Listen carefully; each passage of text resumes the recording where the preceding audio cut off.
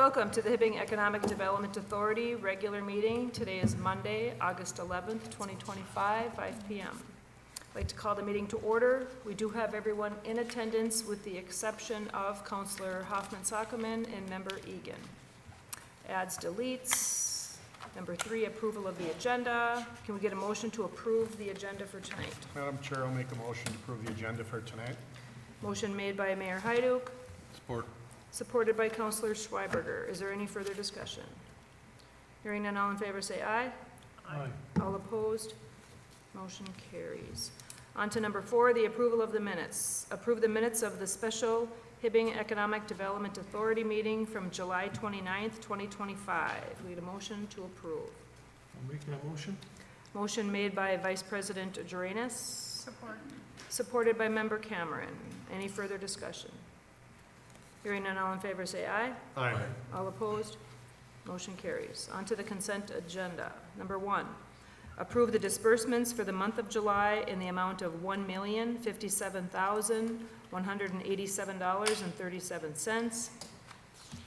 Number 2, affirm the Economic Development Loan Fund as of July 31st, 2025 in the amount of $1,493,447.20. Number 3, set the next regular Hibbing Economic Development Authority meeting for Monday, September 8th, 2025, 5 p.m. in the Hibbing City Council chambers. Number 4, authorize the Heda board members to attend the City Works Golf Scramble on August 18th, 2025 at the Hibbing Municipal Golf Course. Can we get a motion to approve the consent agenda? Madam Chair, I'll make a motion to approve the consent agenda. Motion made by Mayor Hyduk, Support. supported by Member Cameron. Any further discussion? Hearing none, all in favor say aye. Aye. All opposed? Motion carries. Now we can move on to our presentations. Number 6. Betsy, would you like to? Yes, Madam President, members of the commission, tonight we have our first presentation is from the Hibbing Fire Department on a 400 block training exercise that they'd like to conduct. And Captain Jake Wanarovitz is here. He is the training officer for the department.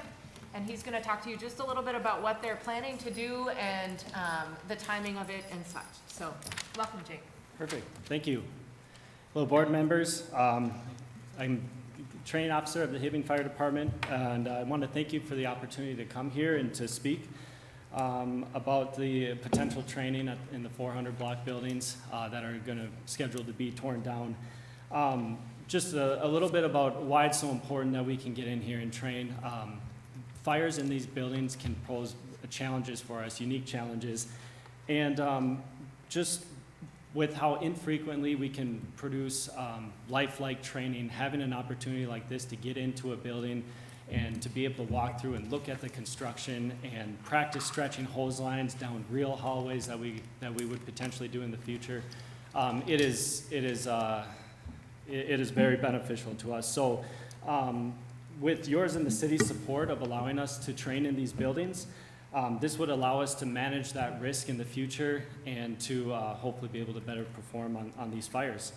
I have an ambitious training plan for these buildings with our members of our department, both careered and paid on call, and also including our mutual aid partners of Chisholm, Keewatin, Cherry, and Virginia. So it'd create another opportunity for us to all get together, to interact and to train and to come up with plans when they inevitably come to these fires that we would potentially have. So we do all of this, like all this training and coming here to speak to you. We do all of this with the sole goal of providing better service to our citizens.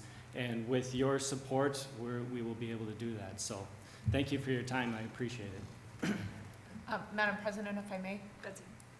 Captain Wanarovitz, could you talk a little bit about the tenure on the department and how many newer members you have and the likelihood that they've been in this type of a situation and why this training then will make a difference? Yes, thank you. So yes, we do have a very young department, and I'm thinking the last downtown fire that we've had was a few years ago before a big majority of our or a big group of our newer members have been there. So just the overall inexperience to be able to practice and, like I said, to be able to walk through these buildings and see, especially in the 412, the building is gutted, it's down to its structural members.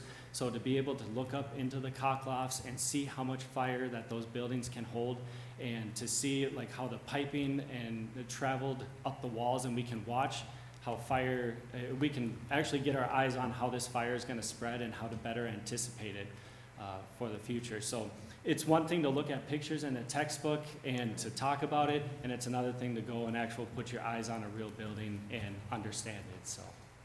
And then, Captain Wanna-Roberts, can you talk a little bit about the timing that you want to target this? What time of year was the Yes, request? so we, my plan, I have our training outlines and our lesson plans outlined. The one thing I'm still trying to nail down is specific dates with coordinating with the other departments and things like that. So as it sits right now, my tentative plan would be all of our training to be completed the second week of October. So starting end of September here, and then into the second week of October, we could potentially have all our training done, so. Is this gonna inhibit like the traffic on Howard Street as well when you're in there, when you got your rigs parked there? We're still finalizing that plan, you know, whether we can hook hydrants and how realistic. So that's the balance, right, is trying to make it as realistic as we can with also keeping in mind it's a drill and keep in mind the citizens and things that need to go on. So it should not affect this traffic on Howard Street. We could stage in the alley or on the adjacent streets, yeah, it should not affect the traffic on Howard. Again, like no live fire, anything like that, we wouldn't want to cause irritation to any of the citizens, so, Right. yeah. No, very beneficial. I Yes, totally agree with you on that. Nothing like a live, you know, it's hard to replicate that in a classroom, absolutely. so. Thank you for understanding. Captain Warwitz, how many days do you think this training will take? Right now, I have scheduled 8 days. 8 days? So- Yep.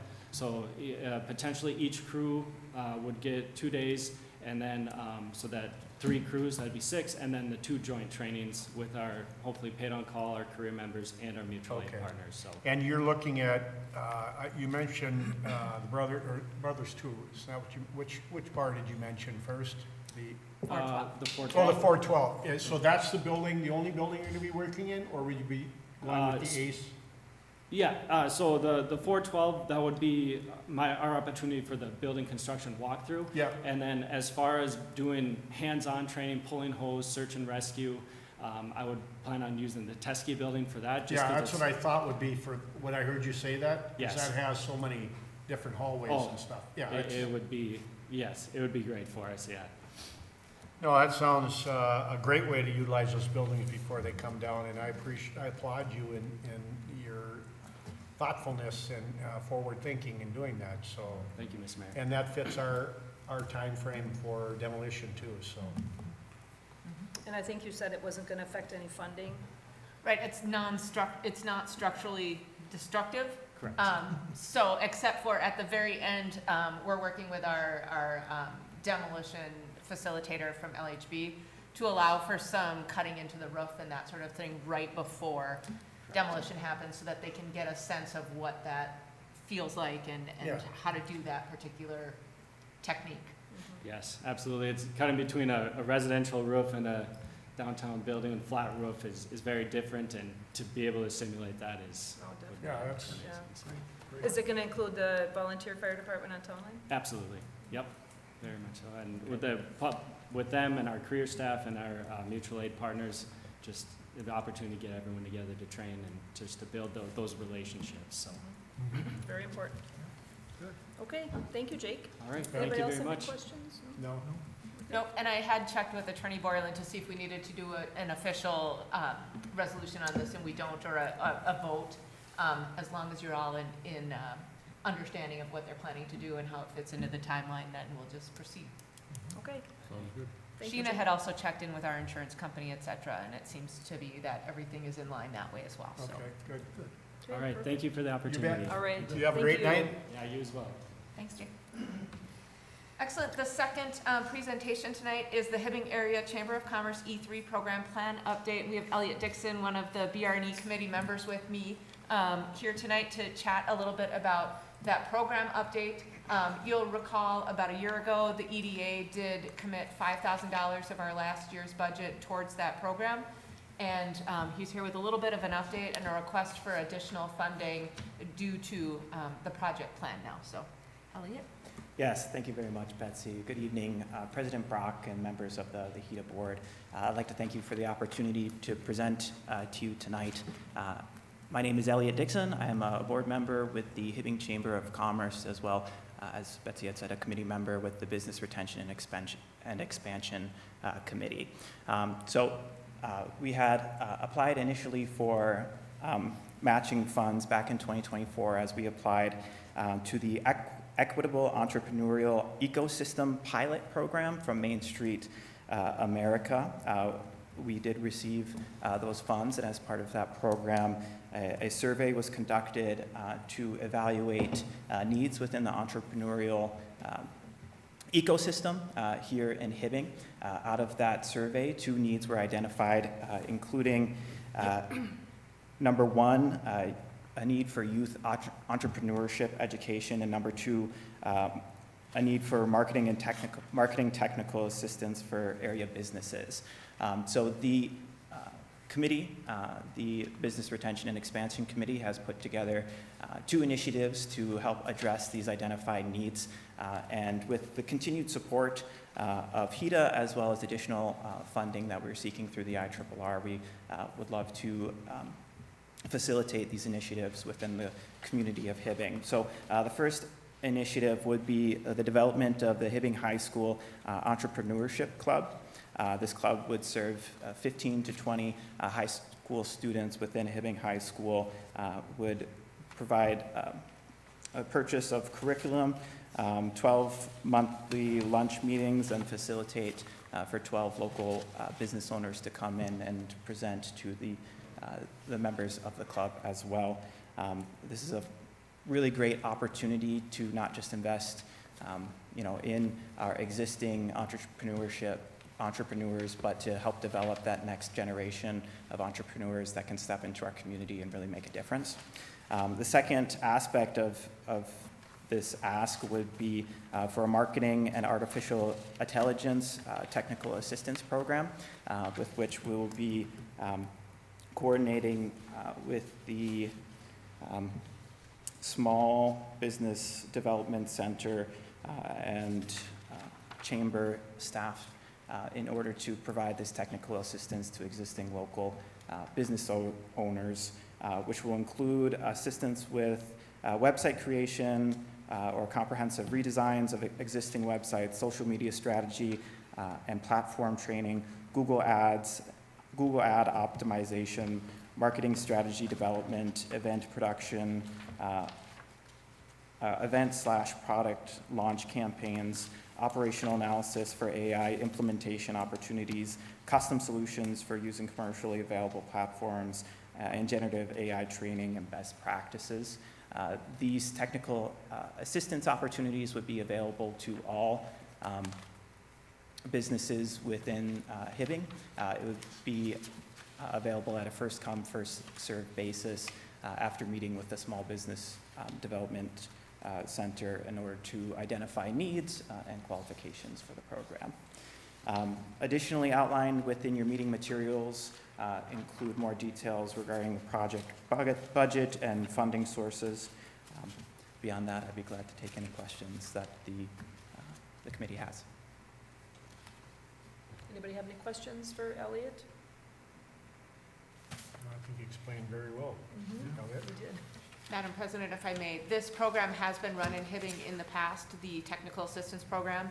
However, the entrepreneurship club is brand new, and the Hibbing High School, the career side of is it Ms. McDonald and what's her staff member have been super helpful in getting all of it set up, identifying the curriculum, identifying the class times, working to encourage students to sign up, all of that. So it's a really great collaboration between the BRNE committee at the chamber, the EDA board hopefully, and the high school.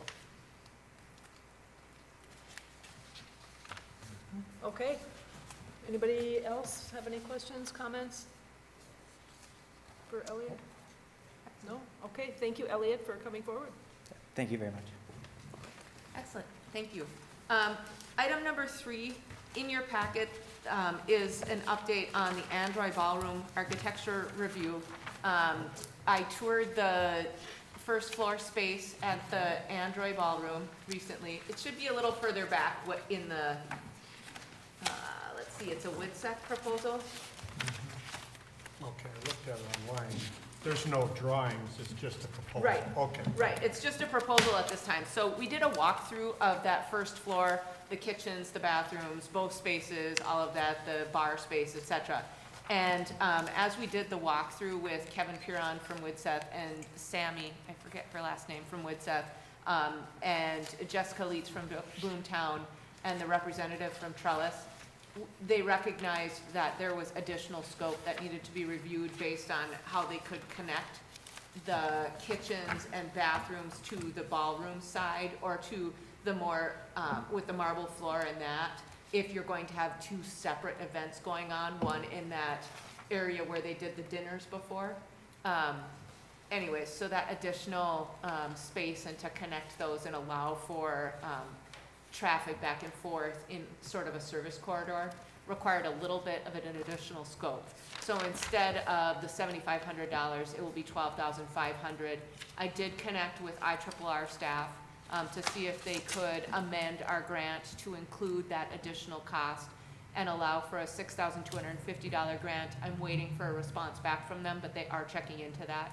So later in the agenda, I will then ask for the EDA board to use our special projects line item in our budget to fund the remainder of that scope. Any questions on that particular project? Is Trellis, with what they're doing, wanting to expand this so that they have more options, funding, where are they looking at? That's not included in the funding that they have right now. Correct. This would be additional funding to make these changes in the building, correct? Correct, and so the conversation up to this point has been, right now Trellis does not have, because they are only able to get funding to modify the housing and to renovate and improve housing. The commercial spaces on the first floor are not something that Trellis can go after additional funding for. So the intent would be to see if the commercial tenant in that space, which is Boomtown, can assist with finding funding and fundraising around it and those sorts of things. So this project to look at the potential for renovation in there is the first step in seeing what kind of a renovation plan could be put together. But Trellis is not able to use any of their funds that they secured for the renovation of housing. They're not able to use any of that on this first floor renovation or even review. All right. But they are very supportive of the project. And while we were there, I checked in with her on the neon sign. They do have it at the out at the vendor for rehab, and it sounds like it will be ready for the Spirit of the Unity parade. So hopefully the intent will be to turn it on at the Chambers event on November 24th, which is that Monday before Thanksgiving. So stay tuned for that, but that's the plan right now.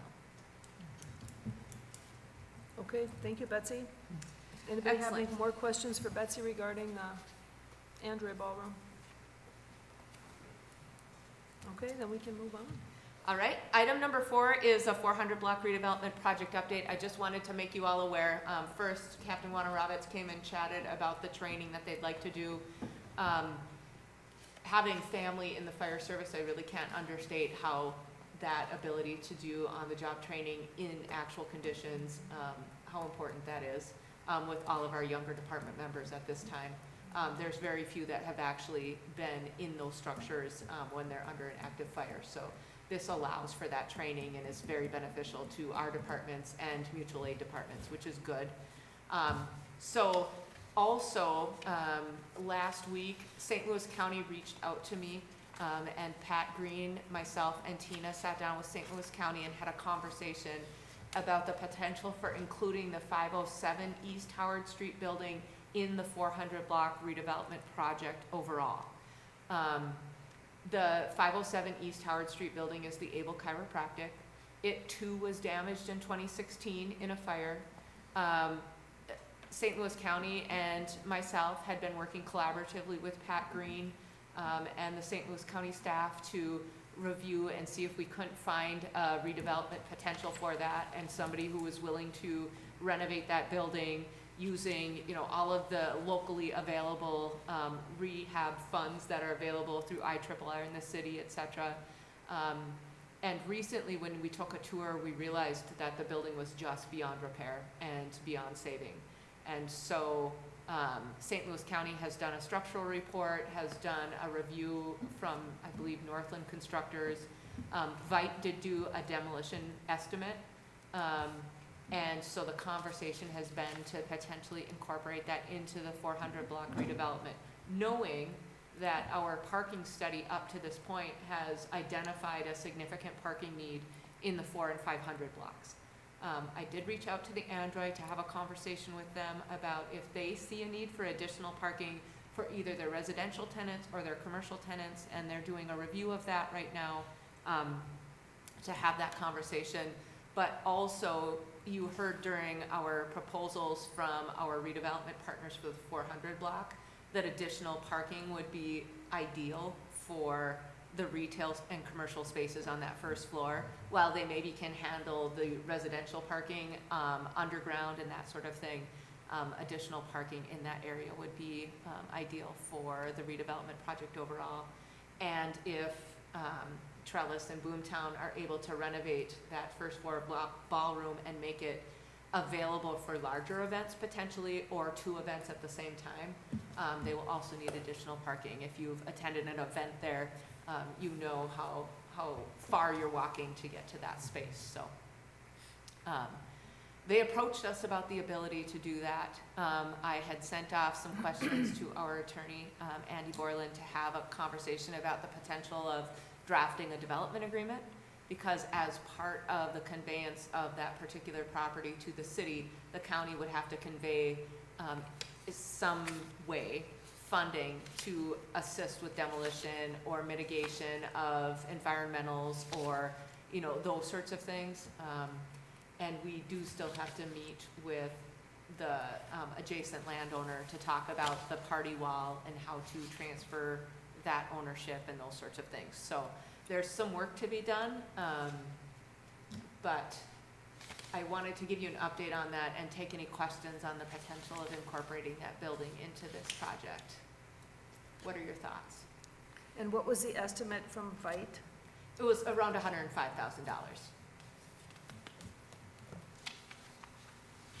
How big's the footprint?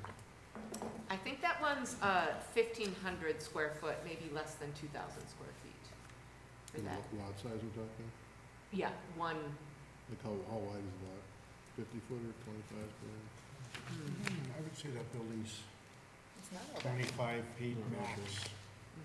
So I'm never saying, if you're looking at, probably so you can park a few vehicles in there, but you're not gonna be able to double stack, you know, you might be able to put 8 of them in that spot.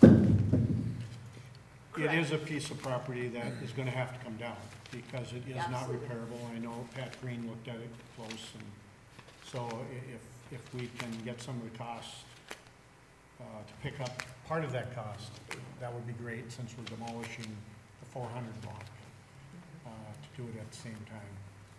And the county would be responsible for part of that as well then, correct? So it's kind of a win-win for us.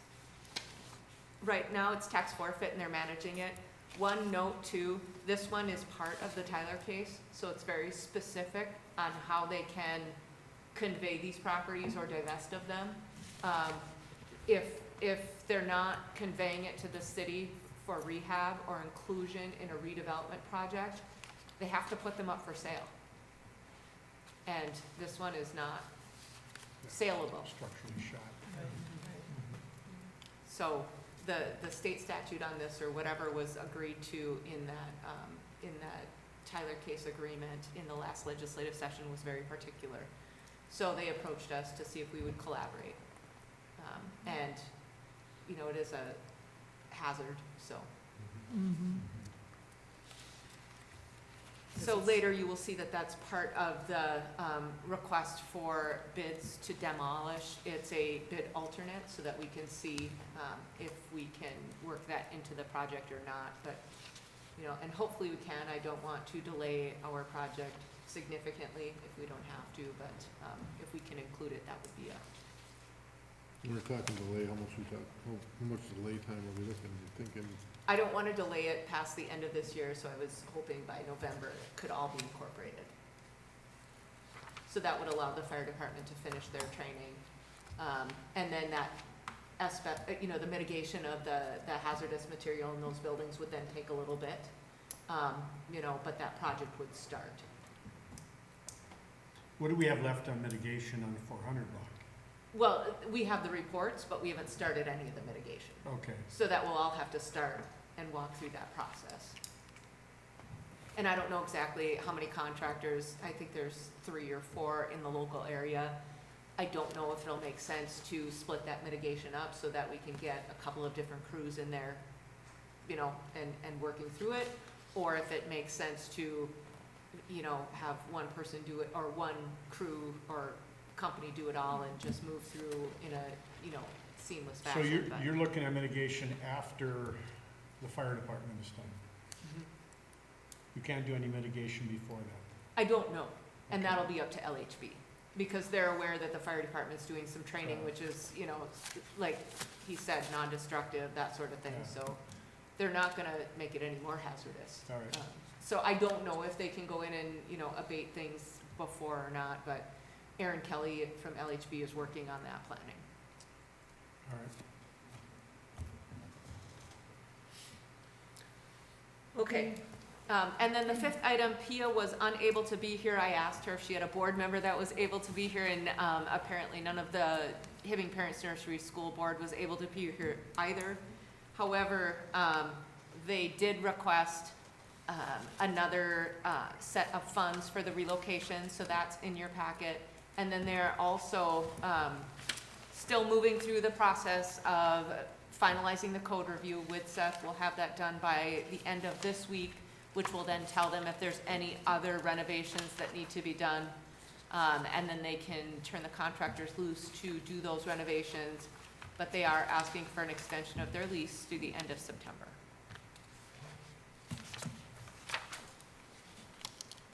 You said through the end of September? Correct. No? All right.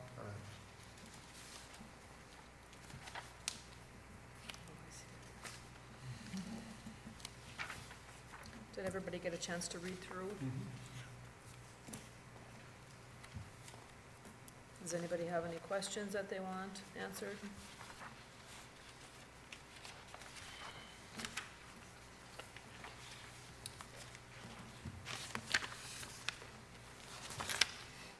If not, I guess we can continue forward, Betsy.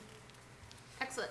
All right, so the next item is a request to approve the service agreement with Miriam Carroll Consulting for the North Hibbing Industrial Park Shovel-Ready Grant. The amount for the work will be $6,695, and she will put together all of the quotes for the shovel-ready grant for the boundary and topo survey, phase 1 ESA, geotech borings, historical review and archaeological and cultural resources, threatened and endangered species, the wetland delineation quotes, subdivision platting to separate out the remaining 8 to 9 acre site for development, and pre-design on engineering to deliver utilities to that site, including power, water, sewer, sanitary, broadband, and steam. And she will put that all together and then write the IRRR shovel-ready grant. Betsy, how many acres are we talking about preparing for, or? An 8 to 9 acre site, which is what we prepared for the AMGS facility. Okay. And this- it's the one that's right north of, or right across the road, actually, from 7th Avenue East, from the current Vidovic building, or where Okay. Jason is currently. There's the last section that was identified in the North Hibbing Industrial Yep. Park way back in the day, so we'll So get this that is one ready. north of the Rich Lee's property. Correct. Yes, so at this time, I'd ask if you would approve that agreement, and we will use the special project funds from the EDA's budget. Okay, do we have a motion to approve? I'll make a motion, Madam Chair, to approve the service agreement. Motion made by Mayor Hyduk and supported by Councilor Schweberger. Any further discussion? Hearing none, all in favor say aye. Aye. All opposed? Motion carries. On to B. Excellent. I would like to request approval of Resolution 250807, authorizing the Hibbing Economic Development Authority to make an application to and accept funds from the Department of Iron Range Resources and Rehabilitation for the North Hibbing Industrial Site. Motion to approve. Motion made by Councilor Schweberger, Support? supported by Vice President Jaranis. Any further discussion? Hearing none, all in favor say aye. Aye. All opposed? Motion carries. On to C. Excellent, I can't type quite as quickly as you guys can talk. Requesting approval of Resolution 250808, authorizing submission of a commercial redevelopment grant application to the Department of IRRR for the 402 East Howard Street demolition. This is to add that into that block. I'll make a motion, Madam Chair. Motion made by Mayor Hyduk. Supported by Member Cameron. Further discussion? Hearing none, all in favor say aye. Aye. All opposed? Motion carries. On to D. Yes, so this is a request to approve the Hibbing Chamber of Commerce request for support of the E3 program in the amount of $5,000 from the special projects line item in the EDA's budget for 2025. I'll make that motion. Motion made by Vice President Jaranis. Support? Supported by Member Cameron. Any further discussion? Hearing none, all in favor say aye. Aye. All opposed? Motion carries. On to E. This is a request to approve the amended scope for the Android Ballroom Architectural Review with WIDSEF to increase the amount of the EDA's contribution from the $3,750 originally to include either the remaining $5,000 or if I can secure IRRR funding, the $6,250. But it would be up to that $8,750 for the approval tonight. Do we have a motion? I'll make a motion, Madam Chair. Motion made by Mayor Hyduk. Support. Supported by Member Cameron. Any further discussion? Hearing none, all in favor say aye. Aye. All opposed? Motion carries. F. Item F is a request to approve the request for bids for the 400 block redevelopment demolition, including a bid alternate for 507 East Howard Street, Hibbing, Minnesota, in collaboration with St. Louis County. Okay, do we have a motion to approve the 400 block along with the 507 East Howard? Madam Chair, I'd like to make a motion. Motion made by Member Cameron, I'll support that motion. supported by Mayor Hyduk. Any further discussion? Yeah, I just had a question on that. As far as the demo you had talked about, I just wanna make sure that we're consistent on how we're gonna write this up as far as for the bids. Are we gonna write it up as you do all of them? We're gonna write them up as you do half of them? Good question, Councilor Schreiberger. So, the way we're putting it out to bid is that a request to do them all, including the 507, and then a request to only do our portion, and having the 507 as separate to see if there is significant MOB cost between the two. That makes sense, because Yeah. if you have multiple, you're gonna be mobilization for every group that comes in, so that's a big cost of any construction project, so. Absolutely. And then for the 400 block, they can, work from the alley side for most of it, and then internal to the block because of the 408 is open. And then they would have to move around the block to access the 507. So there'll be some intricacies and coordination that's required. So we will have it as a bid alternate so that, but yes, what we're looking for is one contractor to do them all. Good question, Counselor Schreiber. Okay, any other further discussion? Hearing none, all in favor say aye. Aye. All opposed, motion carries. G, This is a request to approve Resolution 250809, approving the preliminary development agreement with Rebound Partners LLC for the 400 block redevelopment project. The pre-development agreement was included in your packet, signed by Rebound Partners. Yep, I'll make a motion. Madam Motion. Chair? motion made by Mayor Hyduk, I'll support it. supported by Vice President Drainus. Any further discussion? Hearing none, all in favor say aye. Aye. All opposed, motion carries. H, And this is a request to approve the lease extension and additional uniform relocation costs requested by Hibbing Parents Nursery School. okay, we just discussed this a little bit ago. Do we have a motion? Motion to approve. Motion made by Counselor Schreiberger, or supported by Member Cameron. Any further discussion? Madam President, if I may, I just want to say that Widseth has been an absolute help. They came in a little bit later on this project because the church had been working with a different architect who wasn't as familiar with the code requirements for and the licensing requirements for childcares. So Widseth came in later when the childcare received a quote that was a little bit more difficult for them to be able to afford, and is really working to get this done as quickly as possible. And I just wanted to make sure that you all know that they really did jump in and respond quickly. Thank you, Nice. Betsy, for that information. Do we have a motion to approve this lease extension for the Hibbing Parents Nursery? I'll make, oh, We go did, ahead. we did already. Oh, we did already. We have a motion and a second. Sorry. And no further discussion, all in favor say aye. Aye. All opposed, motion carries. Okay.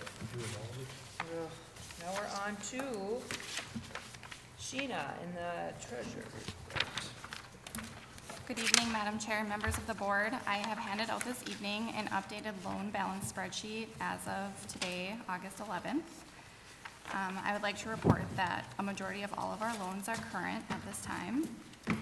So really, I just wanted to give a few updates. One is we've still been receiving phone calls on the consigned items at Arrowhead Motorcycle, so we're still working through that. I believe Selman or Andy's office is still working on Moxie's loan and serving her for the delinquencies on that. And then Iron Range Management, he was drafted this month for his interest only on his loan, so he's drawn $25,000 on that. So I'm still working on his loan documents for that new additional loan he got of just over $50,000, and then also getting the business subsidy agreement executed. We checked on the Mike's Pub utilities. They're still not current, but payments have been getting made, so we'll keep you updated on that. And then Sunrise Bakery has drawn the full amount on their deferred loan, and then Howard Court Properties has drawn the full amount on their deferred loan. And then other than that, we have the bottom right, you can see our revolving fund balances. For Fund 250, we have cash on hand of $1,193,671.84. Of that, we've committed $119,3139 for Iron Range Management. That will need to be updated now with that new loan of just over $50,000. So the balance without the without the 50 is just over $1 million. Then Fund 420, the storefront renovation fund, we have just about $215,000. And then our deferred loan program with the two that have just been fully drawn, we're sitting at about $87,000 left in that fund. And does anybody have any questions on that? Nope. Well, it all looks pretty good. Good, real good.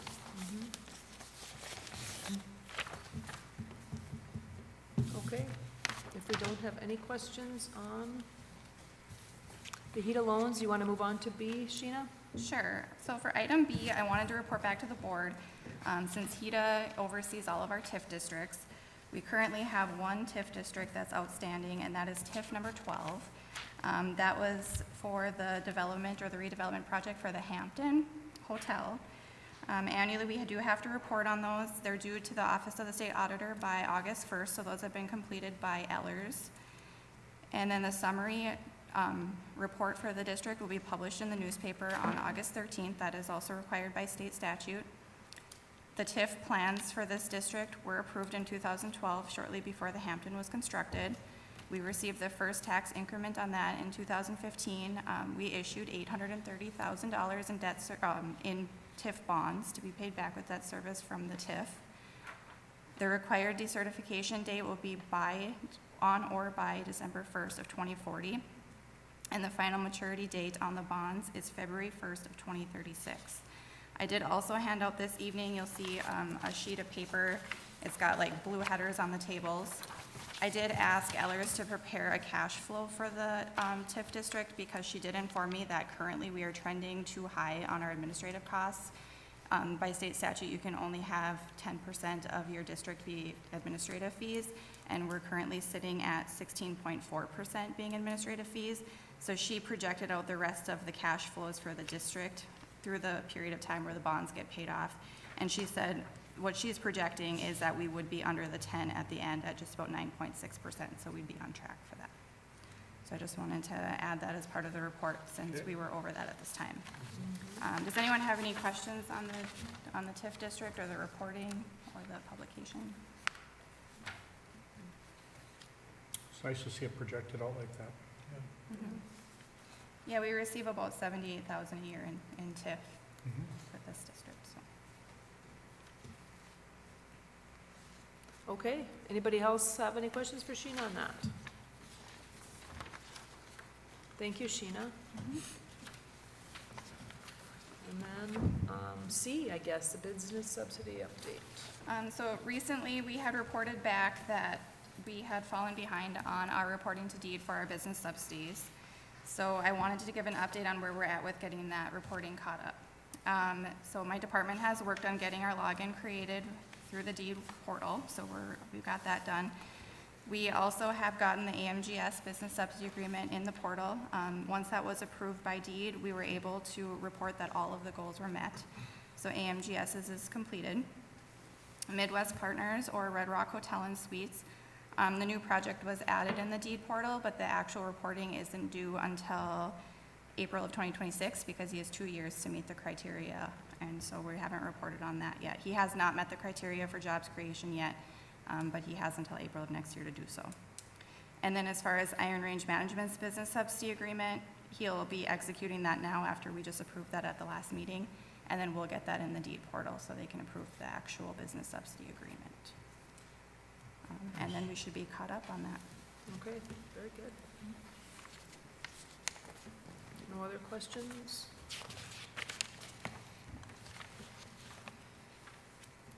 Okay, thank you, Sheena, for all of your work there. Thank you. Number 3, City Attorney Andy Borland. The only report I would give tonight is Sheena mentioned it with respect to Moxie. Some of the complaints were prepared and sent out for service of process on her. So, and we're seeking the balance from the 2 different notes for a judgment against her for that amount. So, once I know she's served, I'll let Betsy and she can know, and Greg. And then the 20 days for her to respond to that will run from that time frame. I haven't gotten anything back from the process server yet, verifying whether she's been served or not. Okay, and we don't know when she will get served. It's with the process server, so I assume it'll happen relatively soon. Okay. All right, thank you, Andy. Madam President, if I may? Yes. Andy, could you also give an update on that registered land survey work that you kind of can explain it better than I can, how we would transfer the land that T&B Automotive that we've been working with them on, how we'll do that in simultaneous or whatever with the new land description? So I think Betsy and I are having me with this on Friday afternoon, assuming I pass my EKG at 8:30.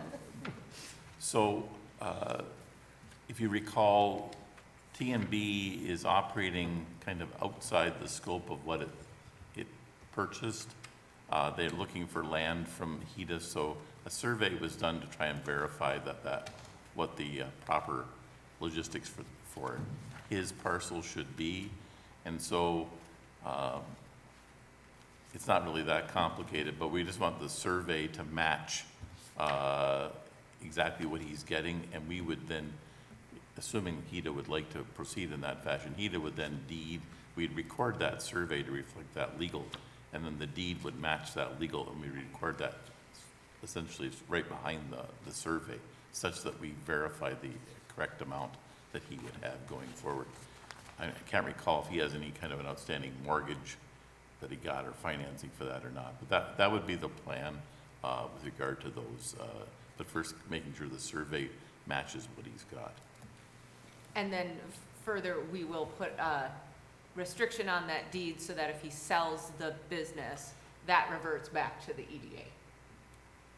Right, so whenever an economic development authority conveys real property like that, they require the person to maintain it for at least 5 years. And if they fail on that, then there's a reversion right that the HEDA could exercise to take it back. And how big of a piece of property is it? Or how big is It's that roughly spot? an acre or two of that 40 back there, north of Brooklyn.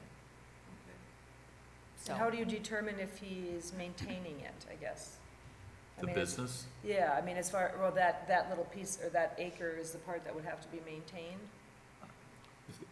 so that's part of his business though. I mean, so if his business goes out of business, or if he tries to sell it to somebody else, that's what triggers The 5-year thing? Well, that's, if it's within that window of time, that's what triggers back to HEDA to say, well, you can't convey it. So that'll be built into the deed. So if he did try to sell it to somebody, anyone reviewing that is gonna see that there's a reversionary right to HEDA. And so therefore, they'll either ask HEDA to waive that right, and that'll be up to HEDA at the time, or it won't go through, because it's a flag on the title, because if a new person bought it, HEDA could exercise their right and essentially take it away from that individual to say, yeah, but we had our restriction here and no one came back to us, and you sold it, so therefore you breached your obligation, so that's built into the deed. I just wanted to give an update on that because it's kind of been, kicking along for a couple of years now. And hopefully we'll get some resolution and be able to move that one forward. And Tyler is working to write up a purchase agreement and then, submit the funds. So All right, thank you, Betsy. appreciate it. Thanks. All right, anybody have anything else? If not, we can adjourn. I'll make a motion to adjourn, Madam Chair. Motion to adjourn by Mayor Hyduk, supported by Councilor Schweberger. Further discussion? Hearing none, all in favor say aye. Aye. All opposed? Motion carries. Thank you.